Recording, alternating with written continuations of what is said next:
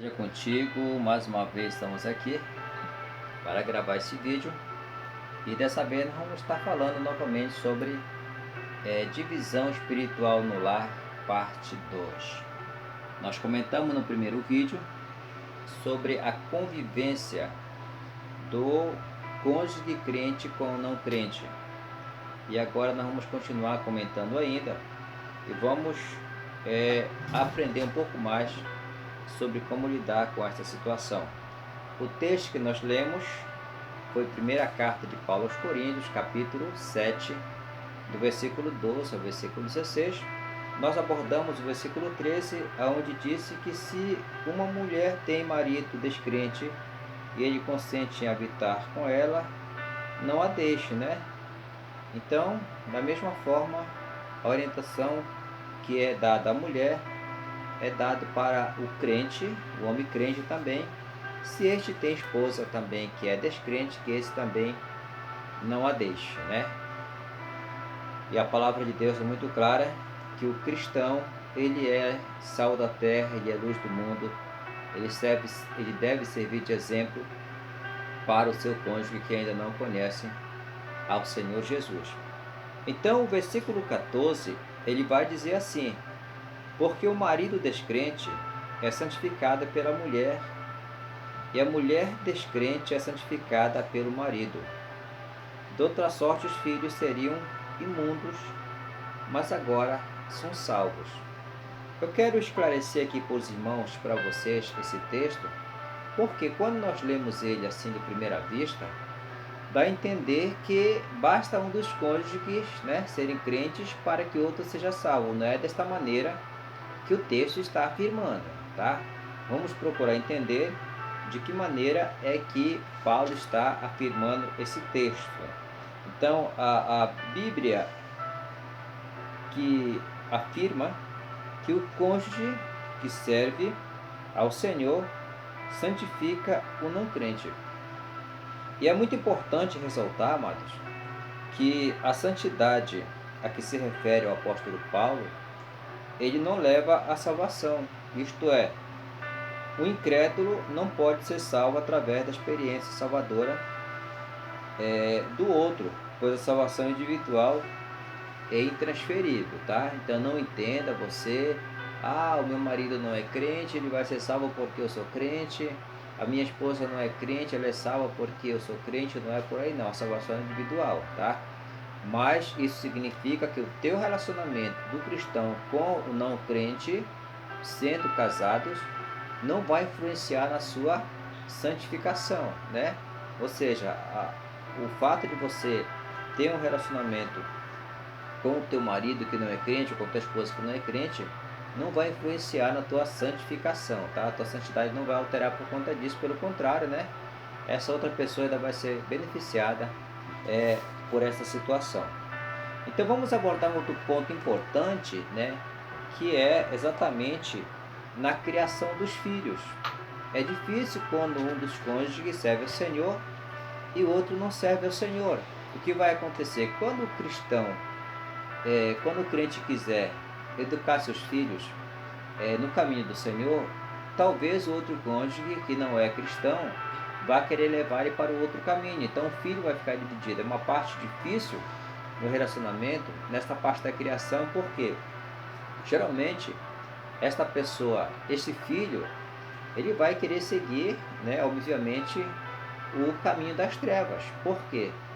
As pessoas, elas preferem seguir os maus exemplos. Elas podem querer sair com o pai ou com a mãe, né, para um local que o cristão não gostaria de ir. Então,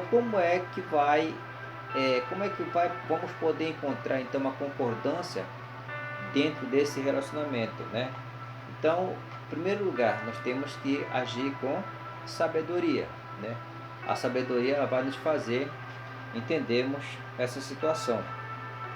O desejo do cônjuge cristão é que toda a sua família sirva ao Senhor Jesus, claro, né?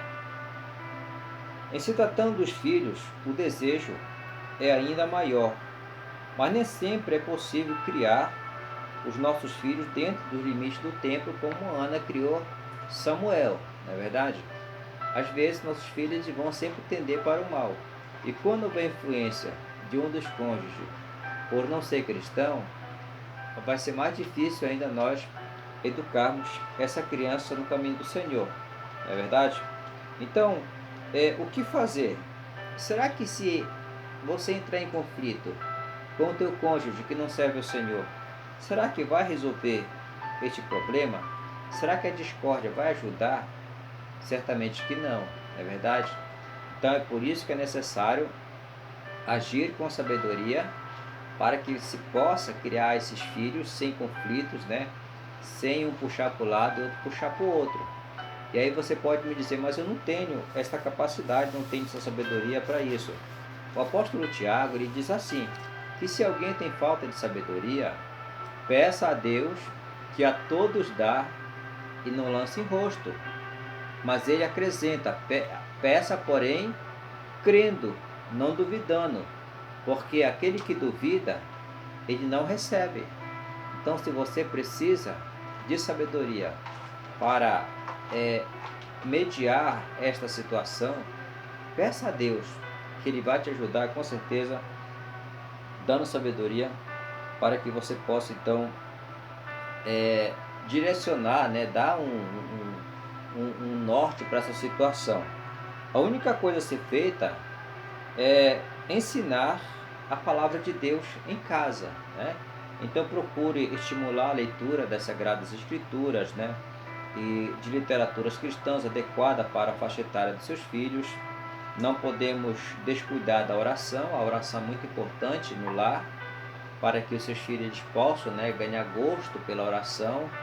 Não vá deixar os seus filhos aí fazer o que querem, né, por conta do outro cônjuge que só quer fazer coisas que não agradem a Deus, e de repente você pode até se descuidar e deixar com que os teus filhos sigam para o caminho errado. É obrigação do cristão ensinar, como diz a palavra de Deus, lá em Deuteronômio capítulo 6, né? O texto vai dizer ali que os pais devem ensinar para os seus filhos as palavras desta lei, quer andando pelo caminho, quer deitado, quer levantando, né? Deve-se ensinar sempre a palavra de Deus. Então você não vai transferir para o teu cônjuge que não conhece a Deus a educação dos teus filhos. Você vai sentar com teus filhos, você vai ensinar quais são os caminhos que eles devem andar, que diz a palavra do Senhor, né, que uma vez educada esta criança, até quando ele envelhecer, ele não se desviará dos caminhos do Senhor. Então nós não podemos descuidar da oração, né? Devemos seguir o exemplo de Jó. No capítulo 1 de Jó, no versículo 5, nós temos o exemplo ali, que Jó, ele tinha, aparentemente, parece-me que a esposa de Jó, ela não servia a Deus juntamente com seus filhos. Mas o que Jó fazia? Diz ali o texto, né, que Jó, ele era um intercessor, ele intercedia a Deus pelos seus filhos. Dizia a ele, quem sabe blasfemaram, pecaram contra Deus, e Jó oferecia sacrifício pelos seus filhos segundo o número de cada um. Então, se nós, como cristãos, cumprimos a nossa parte de sermos intercessores diante de Deus pelos nossos filhos, pelo nosso lar, certamente Deus, ele vai mudar a situação, né? Em o Novo Testamento encontramos a história do jovem Timóteo, né?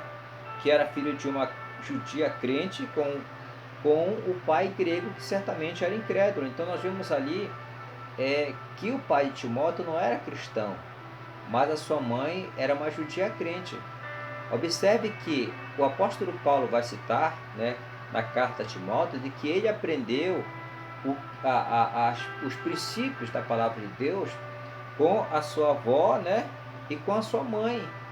Ou seja, há possibilidade sim de criarmos nossos filhos dentro de um lar onde há esse tipo de essa divisão espiritual. Então há essa possibilidade se o cristão ele tomar a dianteira de ensinar a palavra de Deus. Então não esqueça de incentivar no teu lar a leitura da palavra de Deus. Não esqueça da oração. Não esqueça de orar pelos teus filhos, de apresentar ao Senhor, né? Para que Ele possa ajudar você na criação dos teus filhos, né? Então nós vimos ali que Timóteo ele aprendeu com a sua avó, aprendeu com a sua mãe, né? Os princípios básicos da palavra de Deus. Então é importante nós fazermos isso, né? Louvado seja o nome do Senhor. A segunda coisa, né? Nos afazeres domésticos, como é que o cristão ele vai então se comportar? Porque pode haver, né, algumas situações em que o casal que é cristão, ele se descuidar dos afazeres domésticos, e somente para cuidar das coisas de Deus. Mas só que a palavra de Deus é muito clara, e ela nos adverte dizendo o seguinte, que se alguém não sabe cuidar dos seus, ele é pior do que o ímpio. Ele não pode também cuidar da igreja de Deus. Então, o nosso compromisso, ele começa pelo nosso lar, né? Onde nós somos ali responsáveis pela nossa família. Tanto os homens quanto as mulheres que servem a Deus devem agir com sabedoria em relação às atividades domésticas. Isso é muito importante para que haja harmonia no lar, para que haja aquela concordância. Imagina que o cristão ele esteja muito envolvido com as coisas de Deus e esqueça das coisas domésticas. Ele próprio vai ser a pessoa que vai começar a gerar o conflito. Então ele tem que ter sabedoria tanto para equilibrar a criação dos filhos, como também nos afazeres domésticos, né? O cônjuge crente não pode descuidar de maneira alguma da sua vida espiritual, do lar e dos filhos. Saber administrar o tempo é um fator que evita conflitos. A mulher não pode deixar a sua casa desorganizada, as refeições por fazer e as roupas da família suja, sob a alegação de que o culto terminou mais tarde, né? O esposo incrédulo não vai compreender essa situação e julgará que a igreja está atrapalhando o bom andamento do seu lar. Então, imagine você que é esposa. Você tem um lar, você tem os seus afazeres, né?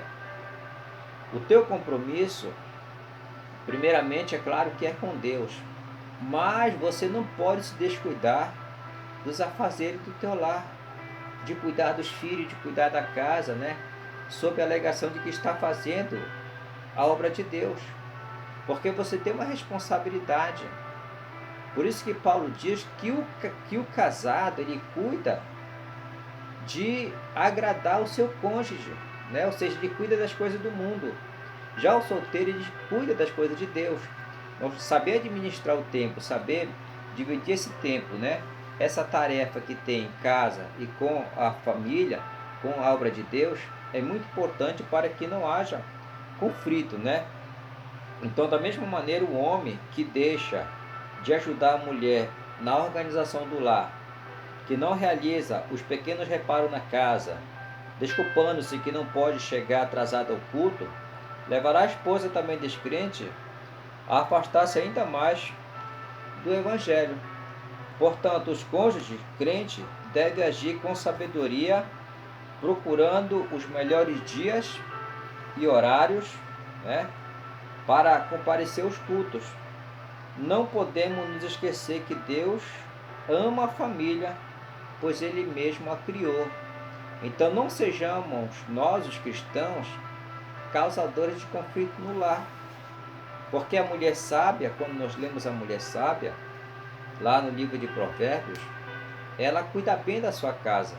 A mulher sábia edifica a sua casa, mas a tola com as próprias mãos a destrói. Imagine que você vai tomar uma atitude dessa. Vai deixar a sua casa, vai deixar todos os afazeres ali para ir fazer as coisas de Deus. Você pode levar o teu casamento a uma ruptura, né? Por falta de compromisso. E isso certamente não vai agradar ao Senhor, porque Deus lhe criou a família para que ela possa viver em harmonia. Outro fator importante é na vida espiritual. Há muitos casos de maridos, né, que muitas das vezes eles proíbem as esposas de participarem de atividades da igreja, ou até mesmo de comparecer aos cultos. Existem casos, né? Como falei no vídeo anterior, na Igreja de Deus, por exemplo, nós temos muitas irmãs que têm maridos que não são da igreja que este não interfere. Eu até louvo a Deus porque geralmente esses homens acompanham essas mulheres para ver o culto, né? Para fazer a obra de Deus, mas por outro lado existem maridos, né? Não na igreja, eu não conheço o caso na igreja de Deus, mas talvez na sua igreja existe esse tipo de marido que proíbe as mulheres de fazer atividade religiosa, né? Também há casos de mulheres que dificultam